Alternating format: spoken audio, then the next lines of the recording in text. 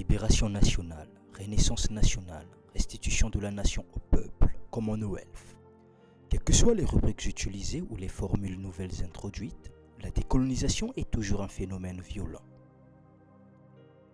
À quelque niveau qu'on l'étudie, rencontre interindividuelle, appellation nouvelle des clubs sportifs, composition humaine des cocktails parties, de la police, du conseil d'administration des banques nationales ou privées, la décolonisation est très simplement le remplacement d'une espèce d'homme par une autre espèce d'homme.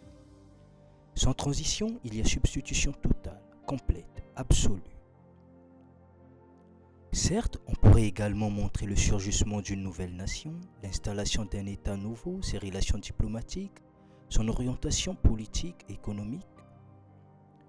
Mais nous avons précisément choisi de parler de cette sorte de table rase qui définit au départ toute décolonisation.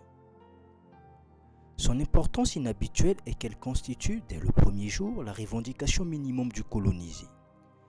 À vrai dire, la preuve du succès réside dans un panorama social changé de fond en comble. L'importance extraordinaire de ce changement est qu'il est voulu, réclamé, exigé. La nécessité de ce changement existe à l'état brut, impétueux et contraignant, dans la conscience et dans la vie des hommes et des femmes colonisés. Mais l'éventualité de ce changement est également vécue sous la forme d'un avenir terrifiant dans la conscience d'une autre espèce d'hommes et de femmes, les colons. La décolonisation qui se propose de changer l'ordre du monde est, on le voit, un programme de désordre absolu. Mais elle ne peut être le résultat d'une opération magique, d'une secousse naturelle ou d'une entente à l'amiable. La décolonisation, on le sait, est un processus historique, c'est-à-dire qu'elle ne peut être comprise, qu'elle ne trouve son intelligibilité, ne devient translucide à elle-même que dans l'exacte mesure où l'on discerne le mouvement historicisant qui lui donne forme et contenu. La décolonisation est la rencontre de deux forces congénitalement antagonistes qui tirent précisément leur originalité de cette sorte de substantification que secrète et qu'alimente la situation coloniale. Leur première confrontation s'est déroulée sous le signe de la violence et leur cohabitation, plus précisément l'exploitation du colonisé par le colon, s'est poursuivie à grand renfort de baïonnettes et de canons. Le colon et le colonisé sont de vieilles connaissances et, de fait, le colon a raison quand il dit les connaître. C'est le colon qui a fait et qui continue à faire le colonisé. Le colon tire sa vérité, c'est-à-dire ses biens, du système colonial.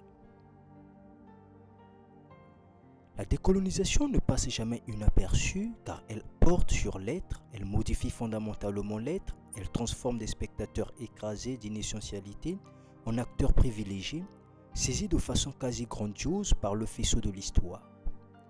Elle introduit dans l'être un rythme propre, apporté par des nouveaux hommes, un nouveau langage, une nouvelle humanité. La décolonisation est véritablement création d'hommes nouveaux, mais cette création ne reçoit sa légitimité d'aucune puissance surnaturelle. La chose colonisée devient homme dans le processus même par lequel elle se libère. Dans la décolonisation, il y a donc exigence d'une remise en question intégrale de la situation coloniale. Sa définition peut, si on veut la décrire avec précision, tenir dans la phrase bien connue « Les derniers seront les premiers ». La décolonisation est la vérification de cette phrase. C'est pourquoi, sur le plan de la description, toute décolonisation est une réussite. Présentée dans sa nudité, la décolonisation laisse deviner à travers tous ses pores des boulets rouges, des couteaux sanglants. Car si les derniers doivent être les premiers, ça ne peut être qu'à la suite d'un affrontement décisif et meurtrier des deux protagonistes. Cette volonté affirmée de faire remonter les derniers en tête de file, de les faire grimper à une cadence trop rapide, disent certains, les fameux échelons qui définissent une société organisée ne peut triompher que si on jette dans la balance tous les moyens, y compris bien sûr la violence. On ne désorganise pas une société, aussi primitive soit-elle, avec un tel programme si l'on n'est pas décidé dès le début, c'est-à-dire dès la formulation même de ce programme, à briser tous les obstacles qu'on rencontrera sur sa route.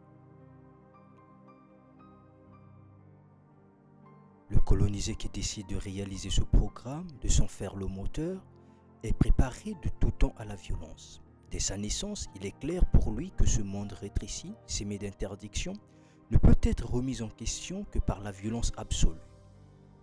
Le monde colonial est un monde compartimenté. Sans doute est-il superflu, sur le plan de la description, de rappeler l'existence de villes indigènes et de villes européennes, d'écoles pour indigènes et d'écoles pour européens.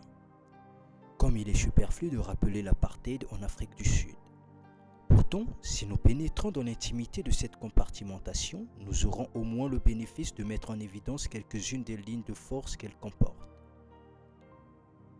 Cette approche du monde colonial, de son arrangement, de sa disposition géographique va nous permettre de délimiter les arêtes à partir desquelles se réorganisera la société décolonisée. Le monde colonisé est un monde coupé en deux. La ligne de partage, la frontière en est indiquée par les casernes et les postes de police. Aux colonies, l'interlocuteur valable et institutionnel du colonisé, le porte-parole du colon et du régime d'oppression est le gendarme ou le soldat.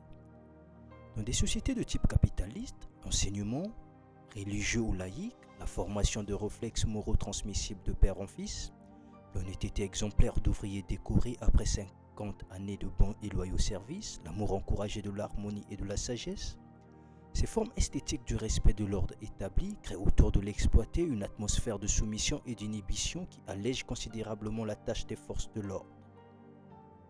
Dans les pays capitalistes, entre l'exploité et le pouvoir s'interpose une multitude de professeurs de morale, de conseillers, de désorientateurs.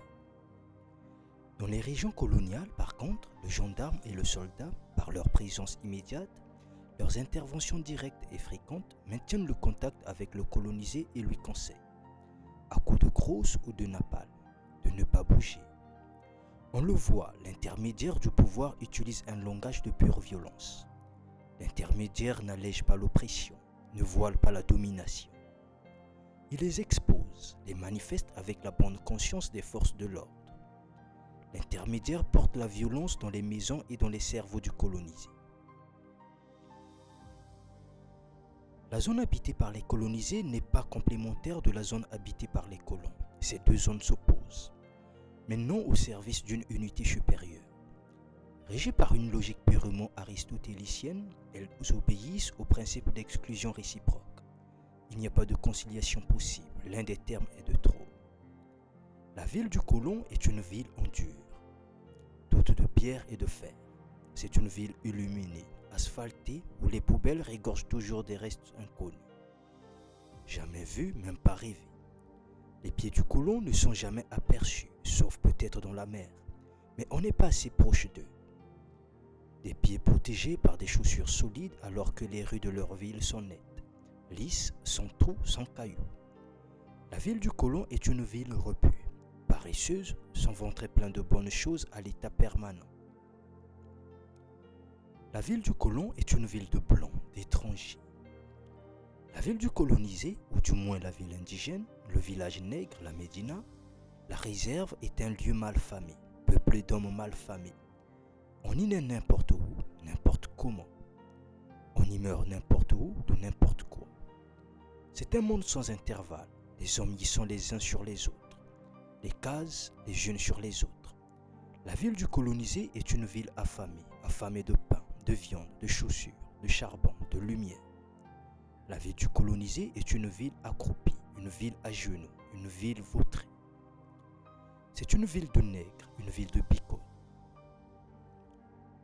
Le regard que le colonisé jette sur la ville du colon est un regard de luxure, un regard d'envie. Rêve de possession, tous les mots de possession. S'asseoir à la table du colon, coucher dans le lit du colon, avec sa femme si possible. Le colonisé est un envieux.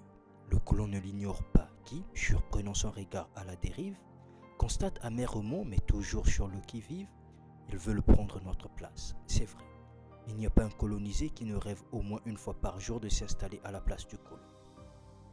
Ce monde compartimenté, ce monde coupé en deux est habité par des espèces différentes. L'originalité du contexte colonial, c'est que les réalités économiques, les inégalités, l'énorme différence des modes de vie ne parviennent jamais à masquer les réalités humaines. Quand on aperçoit dans son immédiateté le contexte colonial, il est patent que ce qui morcelle le monde, c'est d'abord le fait d'appartenir ou non à telle espèce, à telle race. Aux colonies, l'infrastructure économique est également une superstructure. La cause est conséquence. On est riche parce que blanc, on est blanc parce que riche. C'est pourquoi les analyses marxistes doivent être toujours légèrement distendues chaque fois qu'on aborde le problème colonial. Il n'y a pas jusqu'au concept de société précapitaliste bien étudié par Marx, qui ne demanderait ici à être repensé. Le serf est une essence d'autre que le chevalier. Mais une référence au droit divin est nécessaire pour légitimer cette différence statutaire. Aux colonies, l'étranger venu d'ailleurs s'est imposé à l'aide de ses canons et de ses machines. En dépit de la domestication réussie, malgré l'appropriation, le colon reste toujours un étranger. Ce ne sont ni les usines, ni les propriétés, ni le compte en banque qui caractérisent d'abord la classe dirigeante. L'espèce dirigeante est d'abord celle qui vient d'ailleurs, celle qui ne ressemble pas aux autochtones, les autres. La violence qui a présidé à l'arrangement du monde colonial, qui a rythmé inlassablement la destruction des formes sociales indigènes, démolit sans restriction les systèmes de référence de l'économie, les modes d'apparence, d'habillement, sera revendiquée et assumée par le colonisé au moment où, décidant d'être l'histoire en acte, la masse colonisée s'engouffrera dans les villes interdites. Faire sauter le monde colonial est désormais une image d'action très claire, très compréhensible et pouvant être reprise par chacun des individus constituant le peuple colonisé. Disloquer le monde colonial ne signifie pas qu'après l'abolition des frontières, on aménagera des voies de passage entre les deux zones. Détruire le monde colonial, ce n'est plus ni moins abolir une zone, l'enfouir au plus profond du sol ou l'expulser du territoire. La mise en question du monde colonial par le colonisé n'est pas une confrontation rationnelle des points de vue. Elle n'est pas un discours sur l'universel, mais l'affirmation échevelée d'une originalité posée comme absolue. Le monde colonial est un monde manichéiste. Il ne suffit pas au colon de limiter physiquement, c'est-à-dire à l'aide de sa police et de sa gendarmerie, l'espace du colonisé. Comme pour illustrer le caractère totalitaire de l'exploitation coloniale, le colon fait du colonisé une sorte de quintessence du mal. La société colonisée n'est pas seulement décrite comme une société sans valeurs. Il ne suffit pas au colon d'affirmer que les valeurs ont déserté, ou mieux, n'ont jamais habité le monde colonisé. L'indigène est déclaré imperméable à l'éthique, absence de valeurs, mais aussi négation des valeurs. Il est, osons l'avouer, l'ennemi des valeurs. En ce sens, il est le mal absolu, élément corrosif, détruisant tout ce qui l'approche, élément déformant, défigurant tout ce qui a trait à l'esthétique ou à la morale, dépositaire de forces maléfiques, instrument inconscient et irrécupérable des forces aveugles. Et M. Meyer, qui pouvait dire sérieusement à l'Assemblée nationale française qu'il ne fallait pas prostituer la République en y faisant pénétrer le peuple algérien. Les valeurs, en effet, sont irréversiblement empoisonnées et infectées dès lors qu'on les met en contact avec le peuple colonisé. Les coutumes du colonisé, ses traditions, ses mythes, surtout ses mythes, sont la marque même de cette indigence, de cette dépravation constitutionnelle. C'est pourquoi il faut mettre sur le même plan le DDT qui détruit les parasites, vecteurs de maladies, et la religion chrétienne qui combat dans l'œuf les hérésies, les instincts, le mal. Le recul de la fièvre jaune et les progrès de l'évangélisation font partie du même bilan. Mais les communiqués triomphants des missions renseignent en réalité sur l'importance des fervents d'aliénation introduits au sein du peuple colonisé. Je parle de la religion chrétienne et personne n'a le droit de s'en étonner. L'église aux colonies est une église de blancs, une église d'étrangers. Elle n'appelle pas l'homme colonisé dans la voie de Dieu, mais bien dans la voie du blanc, dans la voie du maître, dans la voie de l'oppresseur. Et comme on le sait, dans cette histoire, il y a beaucoup d'appelés et peu d'élus. Parfois, ce manichéisme va jusqu'au bout de sa logique et déshumanise le colonisé. À proprement parler, il l'animalise. Et de fait, le langage du colon, quand il parle du colonisé, est un langage zoologique. On fait allusion au mouvement de reptation du jaune, aux émanations de la ville indigène, aux hordes, à la puanteur, au pullument, au grouillement, aux gesticulations. Le colon, quand il veut bien décrire et trouver le mot juste, se réfère constamment au bestiaire. L'Européen bute rarement sur les termes imagés. Mais le colonisé, qui saisit le projet du colon, le procès précis qu'on lui intente, sait immédiatement à quoi l'on pense. Cette démographie galopante, ces masses hystériques, ces visages de toute humanité affouis, ces corps obèses qui ne ressemblent plus à rien, cette cohorte sans tête ni queue, ces enfants qui ont l'air de n'appartenir à personne, cette paresse étalée sur le soleil, ce rythme végétal, tout cela fait partie du vocabulaire colonial. Le général de Gaulle parle des multitudes jaunes et M. Mauriac des masses noires, brunes et jaunes qui bientôt vont déferler. Le colonisé sait tout cela et rit un bon coup chaque fois qu'il se découvre animal dans les paroles de l'autre. Car il sait qu'il n'est pas un animal et précisément dans le même temps qu'il découvre son humanité, il commence à fourbir ses armes pour la faire triompher.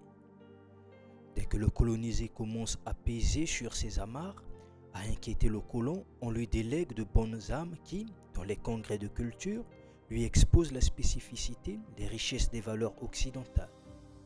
Mais chaque fois qu'il est question de valeurs occidentales, il se produit, chez le colonisé, une sorte de raidissement, de tétanie musculaire. Dans la période de décolonisation, il est fait appel à la raison des colonisés. On leur propose des valeurs sûres. On leur explique abondamment que la décolonisation ne doit pas signifier régression, qu'il faut s'appuyer sur des valeurs expérimentées, solides, cotées.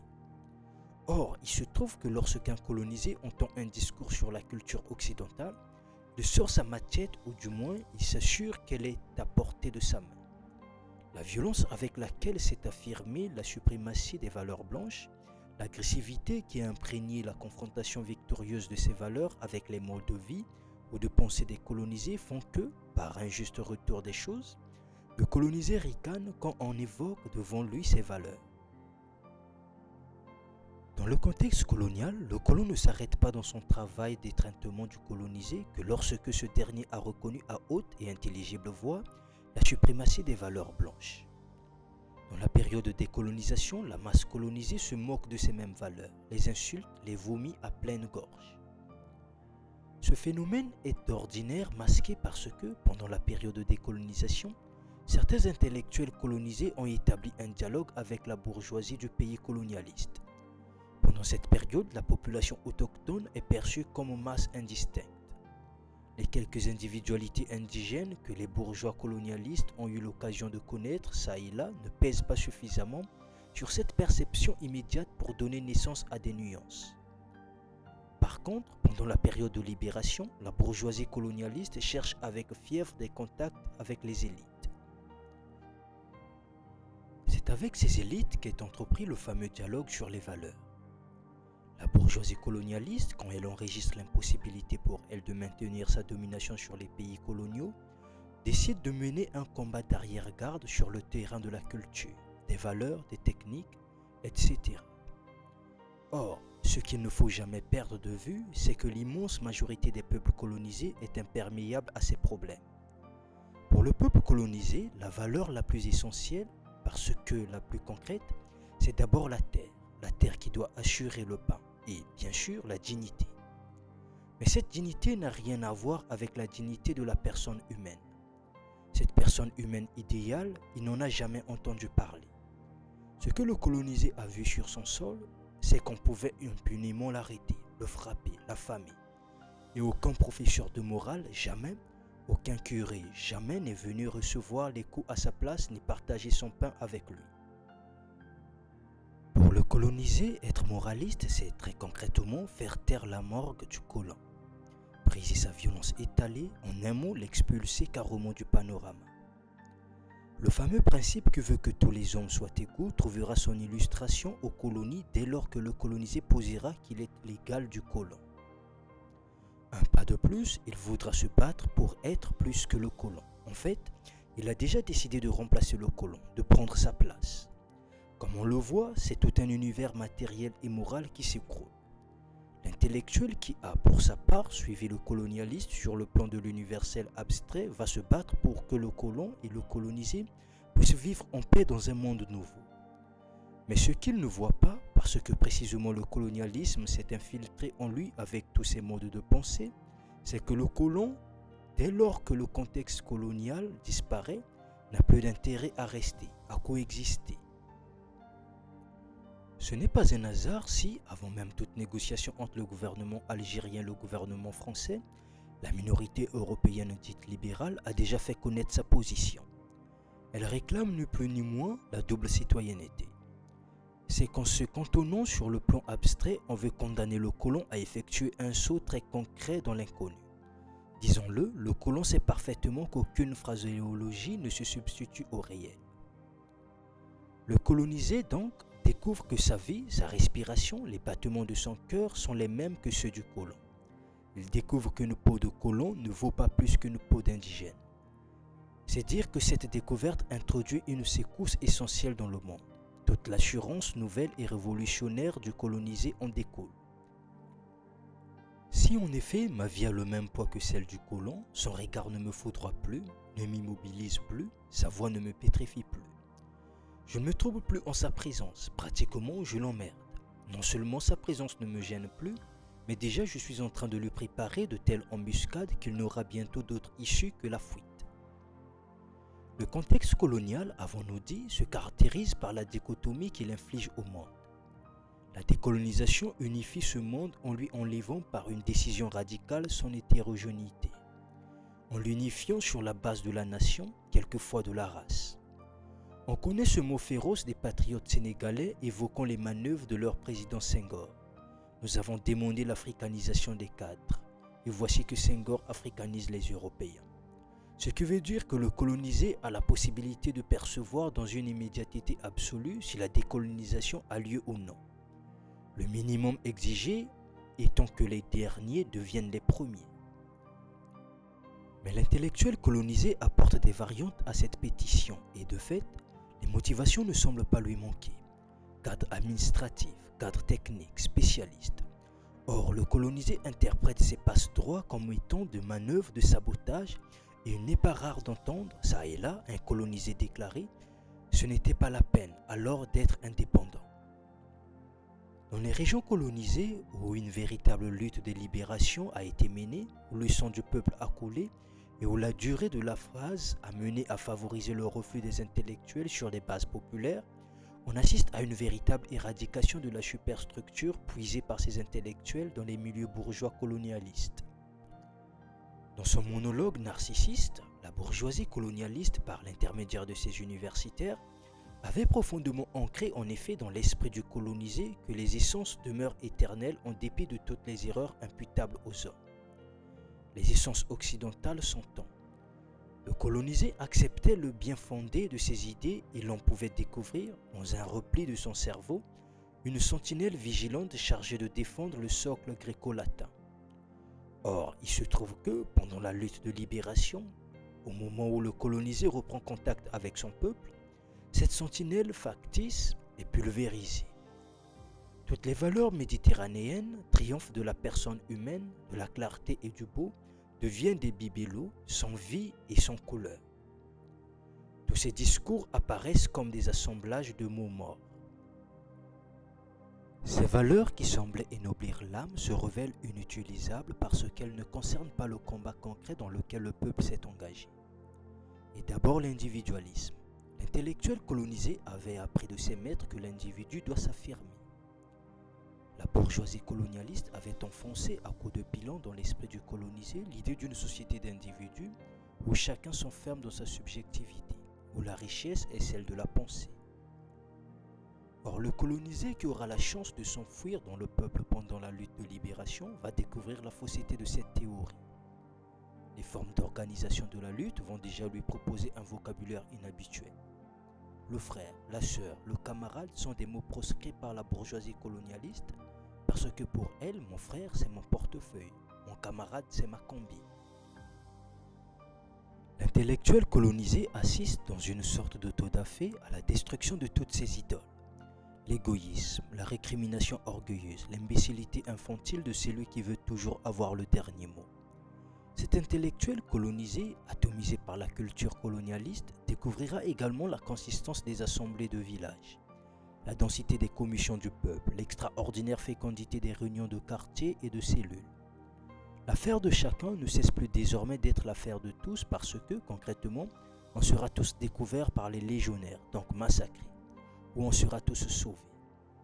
Le démerdage, cette forme athée du salut, est dans ce contexte prohibé. On parle beaucoup depuis quelque temps de l'autocritique, mais sait-on que c'est d'abord une institution africaine? Que ce soit dans les djemmas d'Afrique du Nord ou dans les réunions d'Afrique occidentale, la tradition veut que les conflits qui éclatent dans un village soient débattus en public. Autocritique en commun bien sûr, avec cependant une note d'humour parce que tout le monde est détendu. Parce que nous voulons tous en dernier ressort les mêmes choses.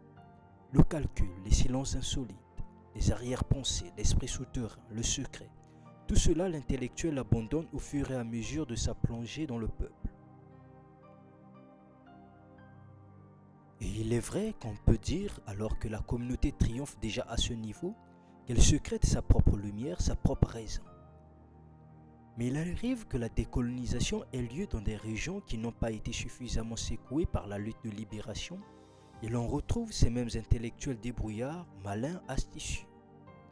On retrouve chez eux, intactes, les conduites et les formes de pensée ramassées au cours de leur fréquentation de la bourgeoisie colonialiste.